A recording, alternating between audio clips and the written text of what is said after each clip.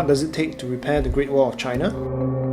Turns out, you need a pack of mules, old stones, and some basic tools. For 3 years, workers have been working hard to restore the Jiankou section of the Great Wall of China, on the outskirts of Beijing. They are careful not to alter the original look of this 10.5-kilometer stretch. Mules haul bricks made using traditional methods up to the wall, which dates back to the Ming Dynasty. Workers also reuse old stones in their repairs. 它这段长城好像这块石条基础以前好像软，给冲塌了。现在往修缮呢，主要是把这恢复起来，别让再坍塌。我们找出的基础硬基础，把石头给归回来，别再往下漏水，别再坍塌，就这状况。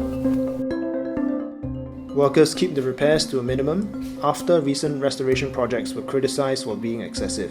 In 2016, local authorities paved smooth concrete over a section of the wall in Liaoning province. 最小干预的就是，它是一个大的原则。如果你添新东西多了，那就是违背了这个超点范围。